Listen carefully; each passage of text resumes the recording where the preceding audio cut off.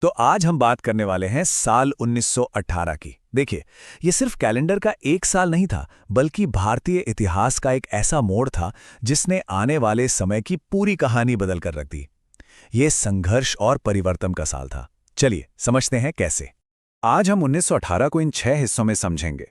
पहले, ये साल इतना जरूरी क्यों है, ये जानेंगे।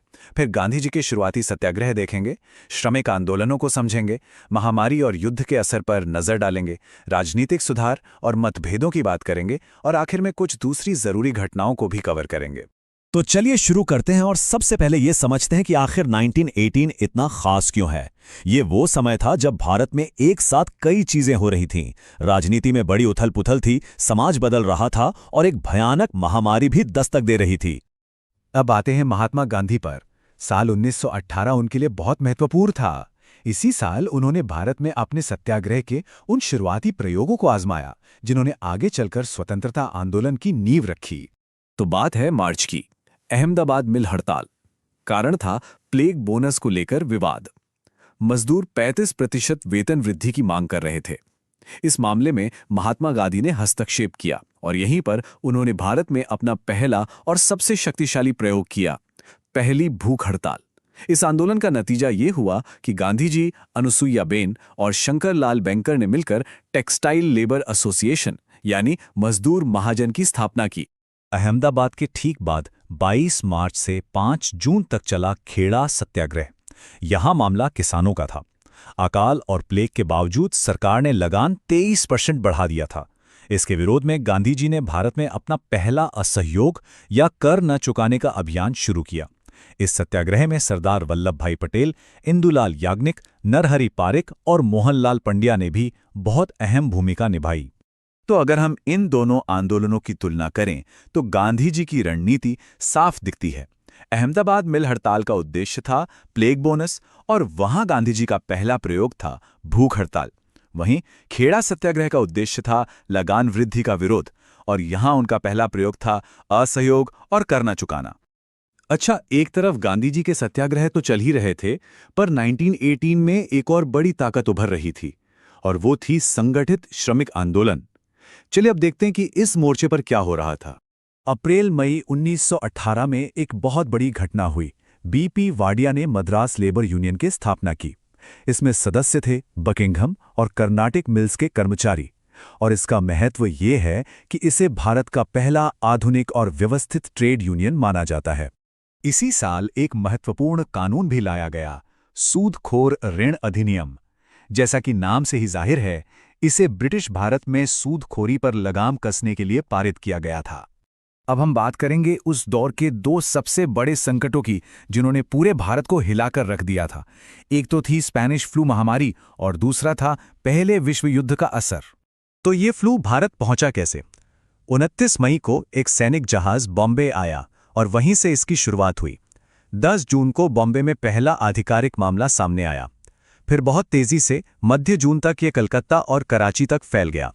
लेकिन असली तबाही आई सितंबर से नवंबर के बीच, जब इसकी दूसरी और सबसे घातक लहर ने पूरे देश को अपनी चपेट में ले लिया। ये जो दूसरी लहर थी, इसने पूरे भारत में वाकई तबाही मचा दी। उस पर अकाल और सूखे ने स्थिति को और भी खराब कर दिया। अक्टूबर आते आते दिल्ली और पंजाब में मृत्यु दर अपने चरम पर पहुंच चुकी थी। यहां तक कि खुद महात्मा गांधी भी अक्टूबर में इस फ्लू से संक्रमित हो गए थे।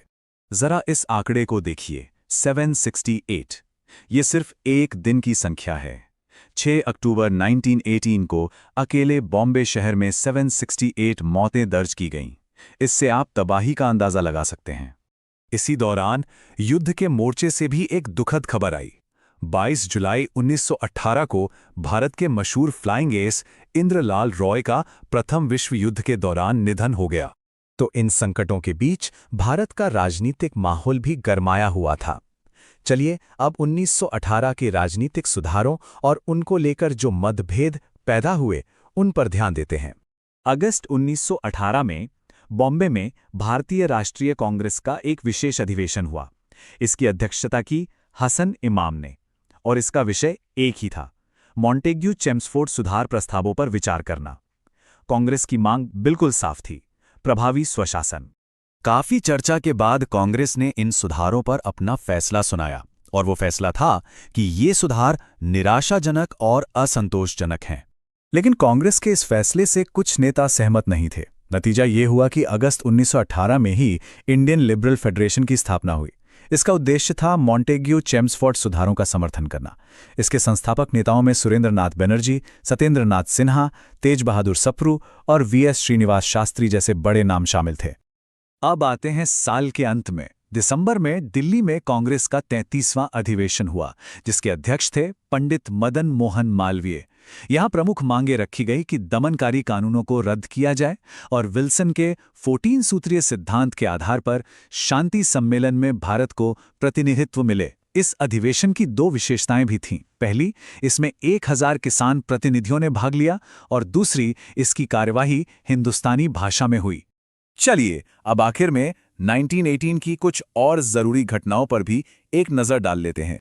इस साल कुछ महत्वपूर्ण जन्म और निधन भी हुए।